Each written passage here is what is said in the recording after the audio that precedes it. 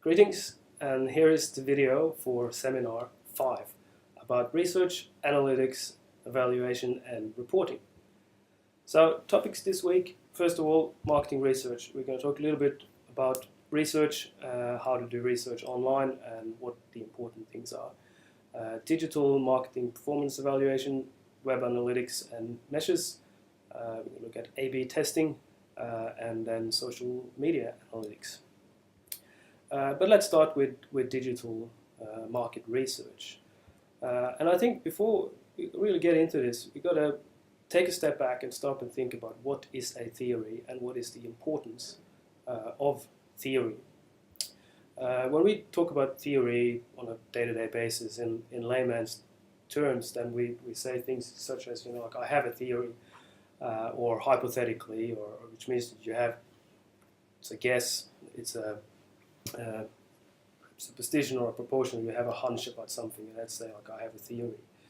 But for academics like myself, that is not what a theory is at all, and it's not how you should perceive theory either as a marketing practitioner. And I would say that most, if not all, successful marketing practitioners have one way or another a very solid understanding of theory. Because theory is a structured system of concepts that explain an existing set of observations.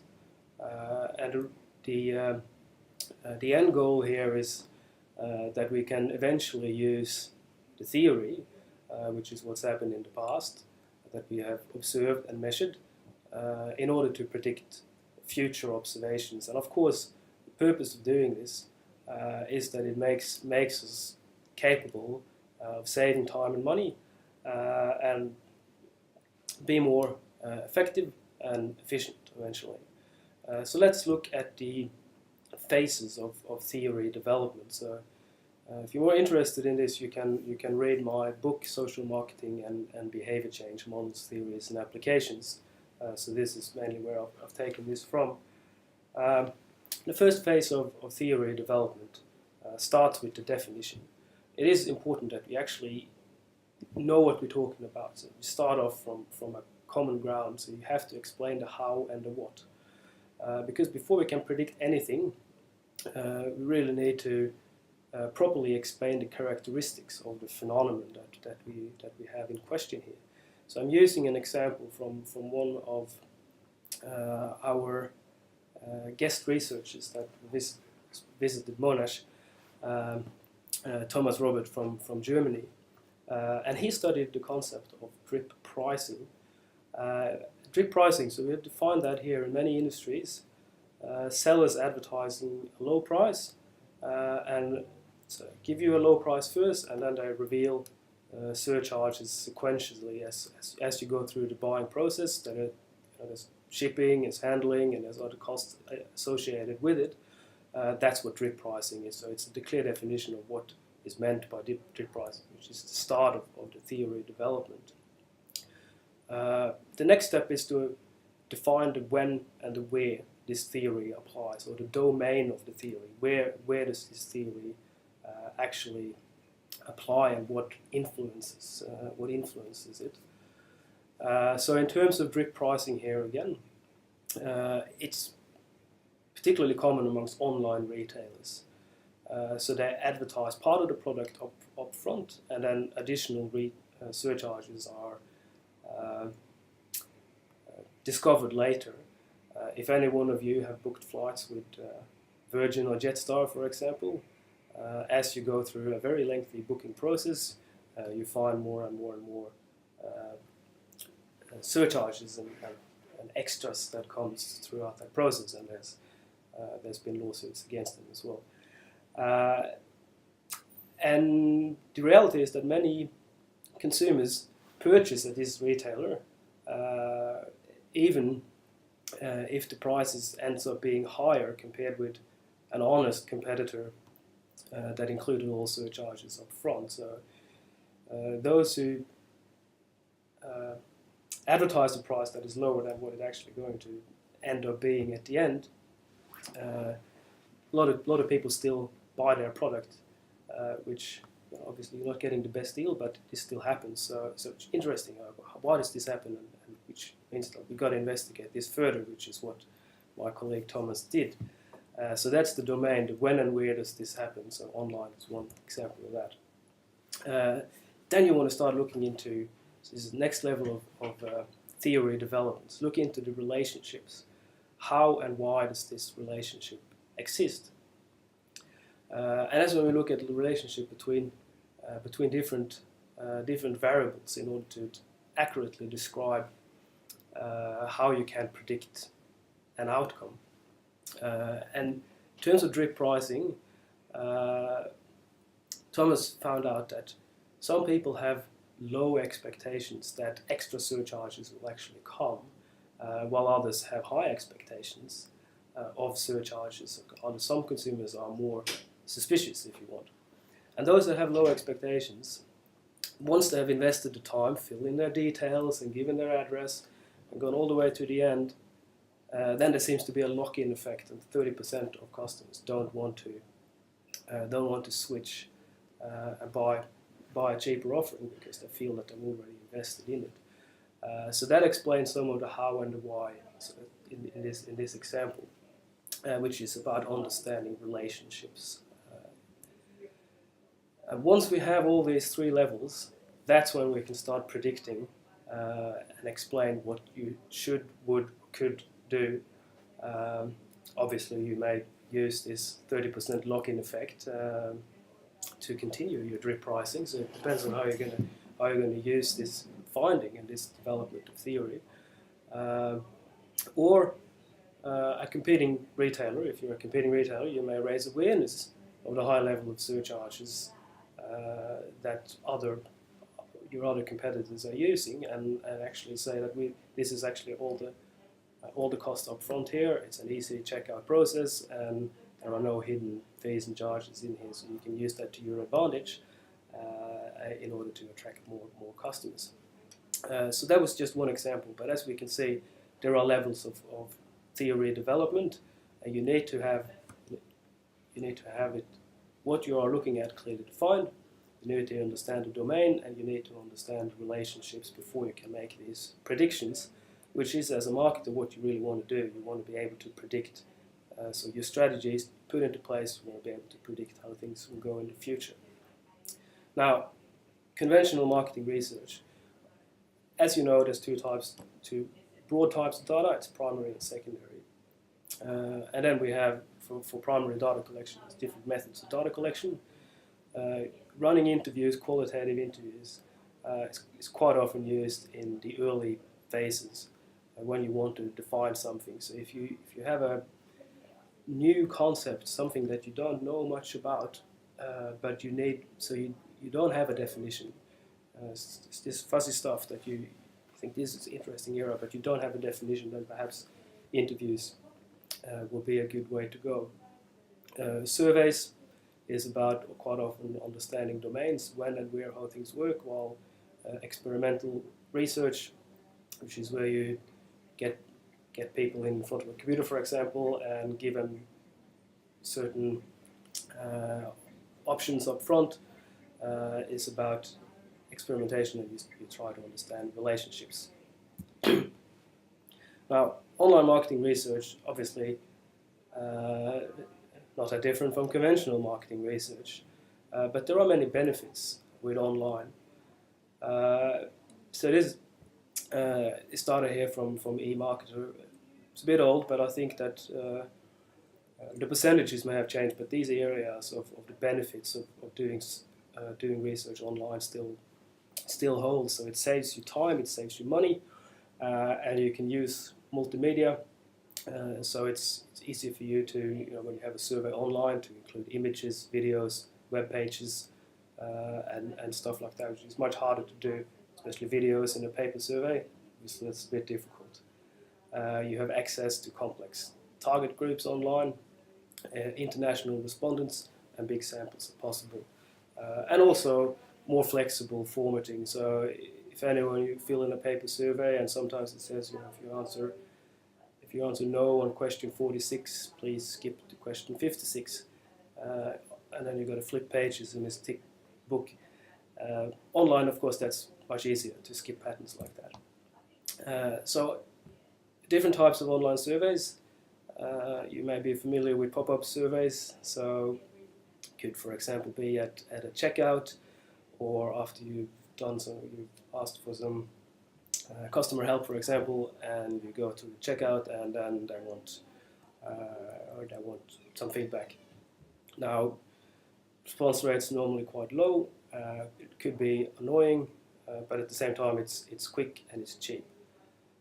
Detailed questionnaires is another options, which is often you get more tightly controlled samples, but then again, respondents wear out, and I think online surveys, even more so than traditional paper-based surveys, the respondent wear out may be higher. So it's not like if you start designing a survey that takes much longer than half an hour, the likelihood of people continue to engage with that is probably going to go quite low.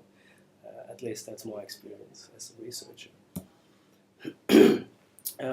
Online panels is quite often used these days, and if you're interested in or some of you may have even done some work as an online surveyor, where you get a few dollars to fill in a survey online. So these examples on the slide here behind me, Amazon's Mechanical Turk is quite big, it's one of the biggest internationally. Another one that I've used personally is called Crowdflower, and then there's an Australian-based one called the Online Research Unit. There's plenty of others. And the idea here is that these people have professional surveyors in their database that are paid to complete surveys. Now, there are problems with this, and I really encourage you to have a look at especially that link on the slide here to the article on LinkedIn, where a professional researcher went on to Mechanical Turk and did things from the user's point of view, and he was a professional researcher, and he tried to become a person filling in surveys, and he wrote about his experience of that. It's actually quite interesting, so have a look at that article. Other examples like field agent, for example, is where you are paying people to go and solve various tasks for you around their environment. You can sign up for field agent here and then do things such as go to housing auctions and text in the selling price of the property, and that's another way to collect data and intelligence around the environment. Focus groups, qualitative research. Online focus groups are obviously has its advantages. So it's low cost. People don't have to come anywhere. They can do it at their home in front of the computer, and it's the anonymity makes it perhaps easier for the discussion to flow freely instead of someone dominating that discussion. But at the same time, the visual cues, facial expressions, body language, things that are often picked up in a face-to-face focus group, especially if you film it, obviously will be lost in an online focus group. So there's pros and cons of doing this type of research. Secondary data, don't forget the secondary data, both internal and external. Obviously you have from various departments, such as the IT department, will have various types of data, and we're going to look at this a little bit later today, and about clickstream analysis and how to analyze data that comes from your website traffic, for example. And then there's external data, such as the Australian Bureau of Statistics. All right, so let's look at digital analytics.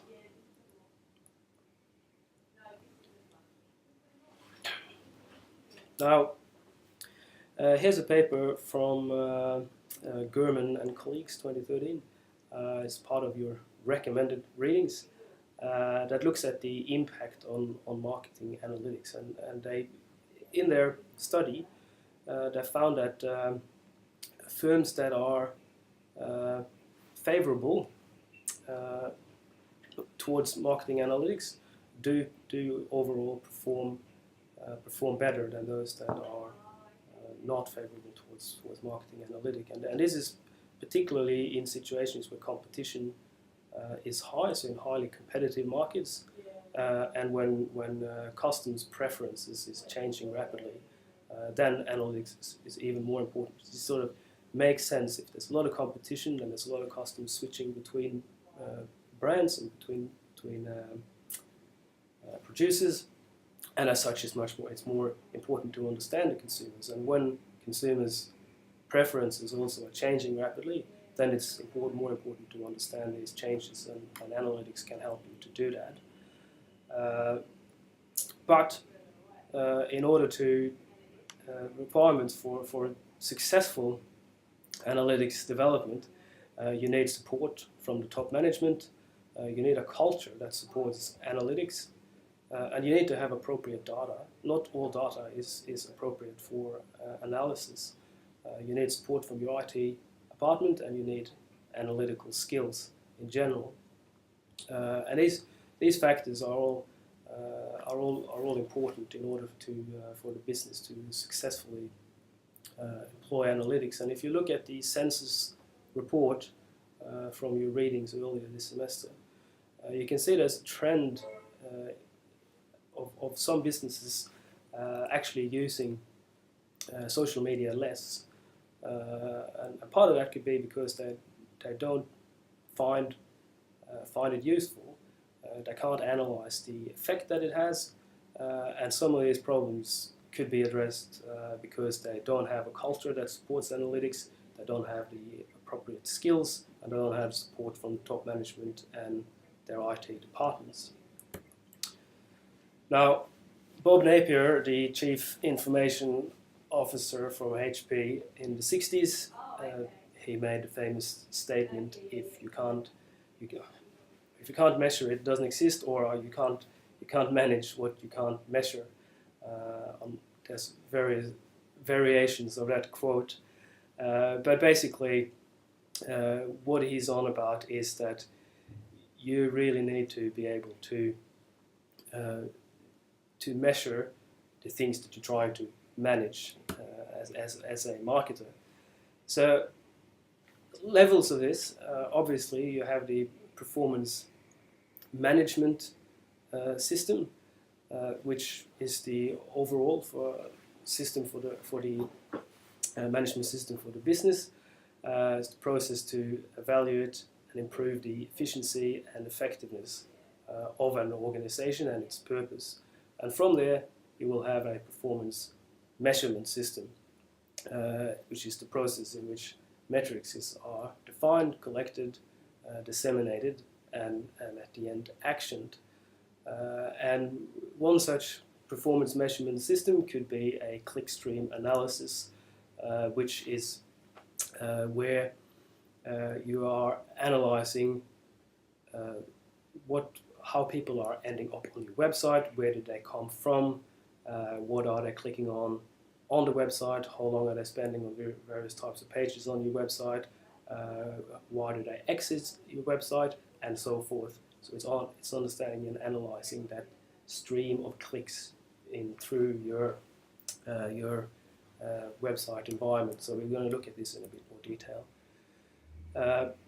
Performance measurements, they do answer questions at various levels. So at the highest level, are corporate objectives identified in the internet marketing strategy being met.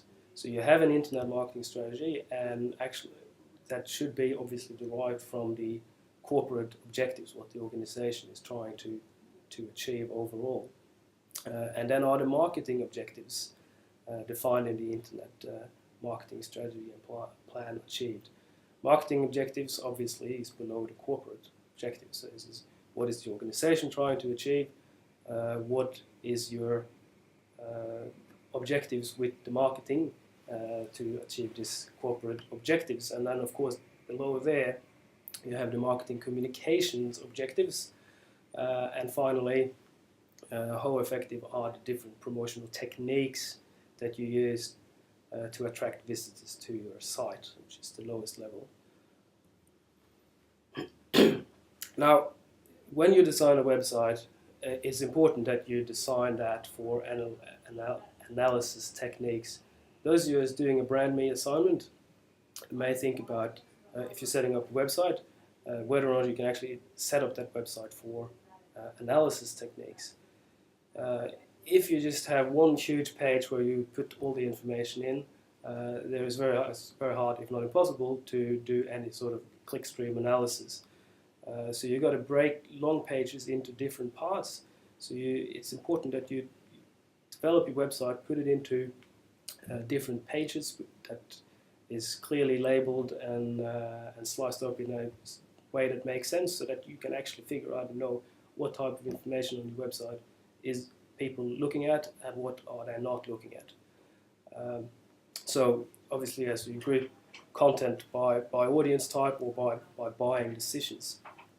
And then you want to look at the attrition at different points in the customer's journey. So what exit points, if you have a 5-page buying cycle, for example, and if going back to what I talked about at the beginning about drip pricing, if you put your shipping cost on the second page, for example, before customers enter any information, and then there's this huge shipping cost come in, is that going to be an exit point?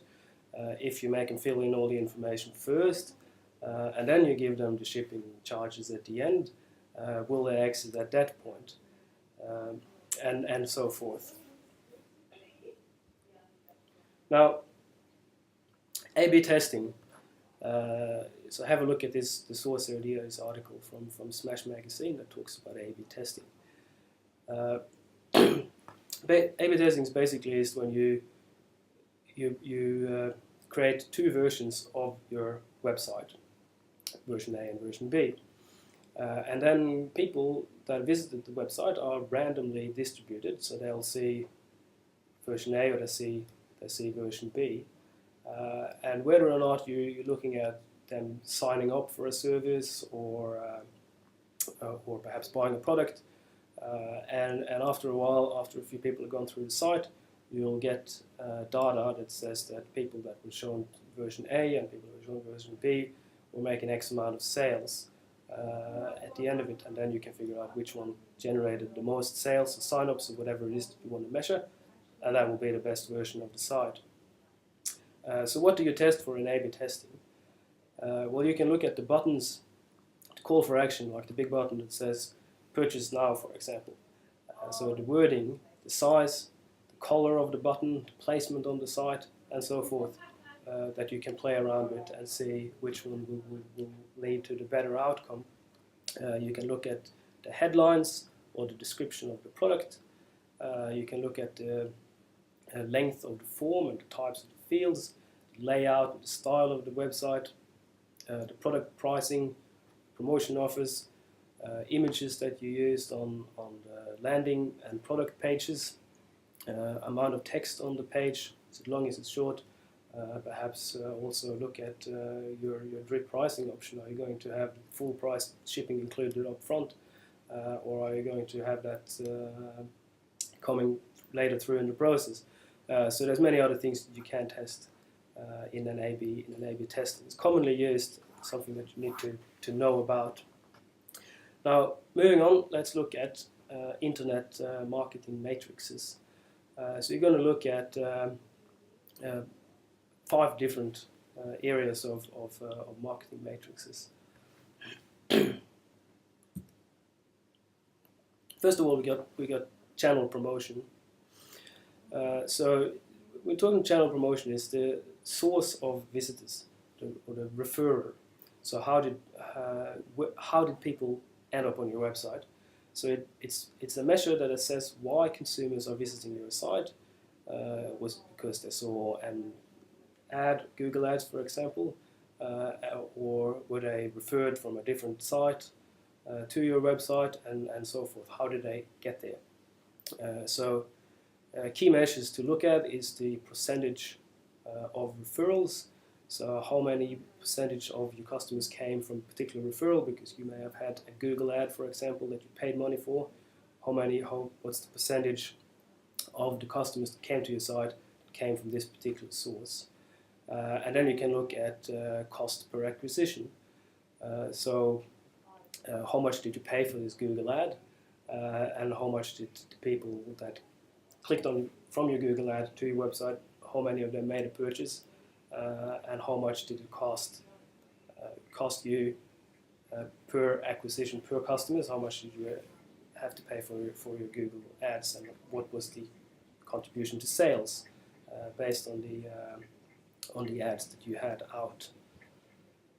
Then you can look at channel buying behavior, which really looks at what are the buying behavior that consumers have when they get onto your website.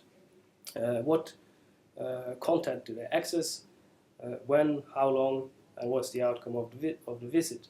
So you got to look at things such as the bounce rate, which is the proportion, like a single page visit. So it's when someone click on, for example, they may click on your Google ad, they go to your website and they stay there for 5 seconds and they go straight back again.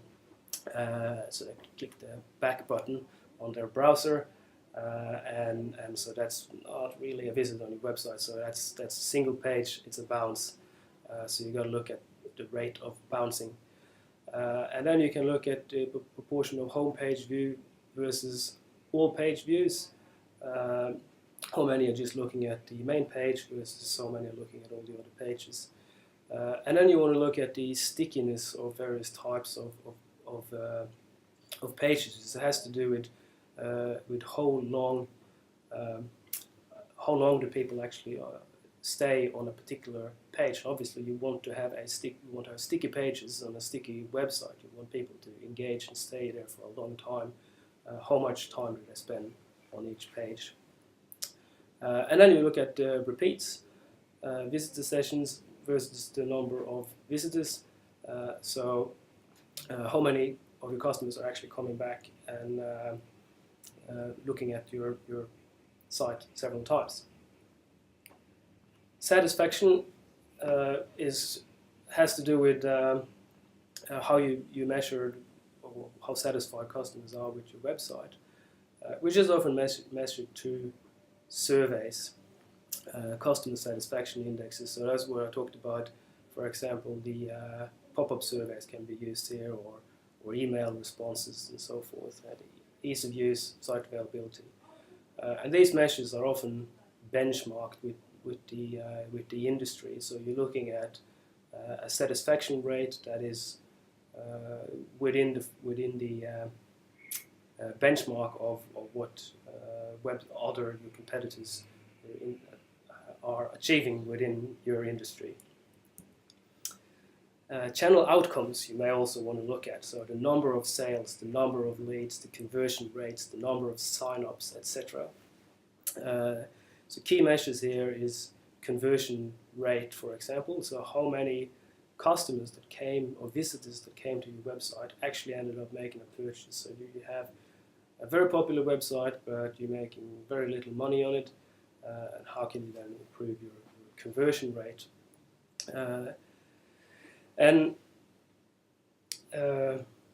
Yes, I think that covers it. Finally, you can look at the profitability of the channel, which really looks at the overall cost of running a particular website, for example, and what revenue is then coming out of it. So costs and also and discounted cash flows. So what is the cost of running the website compared to what revenue that's coming out of it? Now, here's an interesting article that at the bottom of the slide here that I think you should have a look at. It's really looking at the top 5 metrics that you're measuring incorrectly. I think most of these points that are made here is versions of the same problem, and that problem is that we have multiple devices these days. So when you count unique visitors visiting your website, I may, for example, be a unique visitor 3 times in the same day because I visited a website on my laptop, on my phone, and on my tablet. And that's counted as 3 unique visitors. Well, in fact, it was the same person. And then you're looking at your conversion rates. So I may have, for example, during work, looked at some stuff that I wanted to buy on Amazon, but I just researched and found various products, but I didn't make a purchase. And then I took the train home and I looked at Amazon again on my phone. And when I got home, I got onto my tablet and I finally made a purchase from Amazon. And so the conversion rate of my first 2 visits will count as a low conversion rate. Well, in fact, it was the same person. It was me all the time, and it should be counted as 1 conversion and not 2 unsuccessful attempts. And then there's the engagement matrices as well, the time spent, because in this example I spent a lot of time while actually I may have done all the research at work and on the train, and when I got home and actually made the purchase, it looks like the time spent was very low. Well, in fact, it was very long. So these are issues that you definitely need to consider. And one way around it, as Amazon quite accurately do, is that they have a sign-in function. So when users or sometimes some sites people use forced to sign in, or they are at least highly encouraged to sign in, and that makes it easier for you to measure these things more accurately. Now, I do recommend that you have a look and a play around with Google Analytics, and also with the Facebook page insights. So these are the analytical tools of Google and Facebook. Have a look at the instructional videos for Google Analytics. Play around with it. If you're doing a blog or a website, test out some of these things yourself.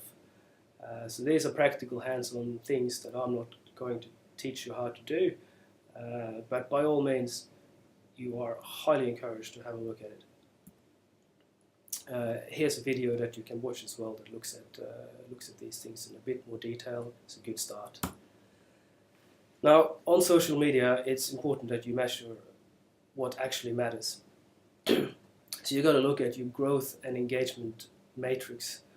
And a lot of people, and this is, I think, especially early on in the early days of social media, and there's still companies that offers you go here and buy 5,000 Twitter followers, and people charge you for that. But it's not about how many followers you have on Twitter. It's not about how many friends you have on Facebook. It's a matter of how engaged are they. So you got to look at, like, what strategies do you have? Is your strategy just to have many followers on Twitter? And why is that your strategy? What is your benefit, and how can you actually measure whether or not you have 5 followers or 5,000 followers? How are you going to measure whether or not that leads to more business? So these are the things, like, you got to look at what are your strategies. And one thing, are people sharing your content? And what I like to do, there's a lot of stuff out there that talks about engagement, customer engagement. It's a big thing when it comes to social media.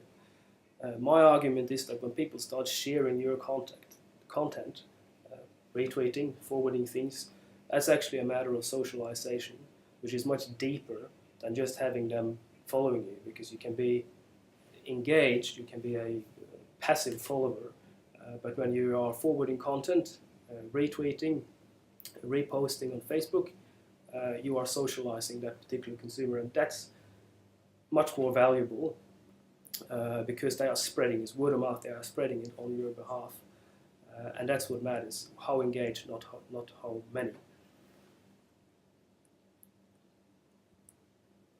Now, you're looking at this book from 2010, Social Media Matrices. They look created this pyramid of the engagement food chain, which I think is a quite useful framework, because you think about it, if you look at these words here, it's like if you just seen something, low level of engagement.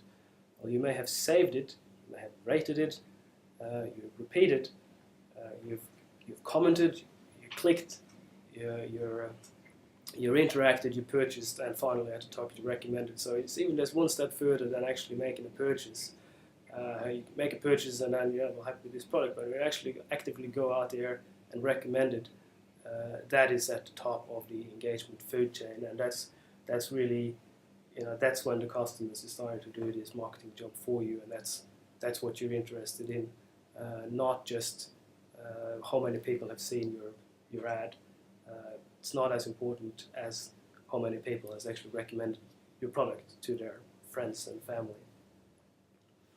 So, just to wrap this up, and I think so this goes back to what I talked about initially about the levels of theory development. So this is from Moz, pro tip, and you read this little snippet and you can see like what they're really talking about is the importance of understanding theory, that you've got to properly define what it is that you're talking about, so that you have a precise definition, so that you know exactly what it is that you're investigating, what are the circumstances, the domain, when and how does these things work, what relationships are in play here, and then finally, how can we make predictions.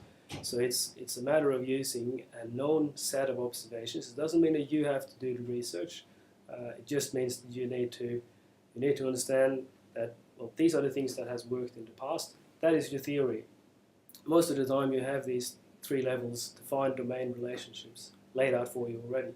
So you can make predictions by implementing a sound theory that you know based on prior observations that actually do work, and that's how to be successful.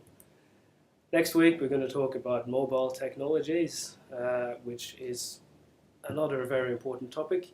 So stay tuned and we'll see you later.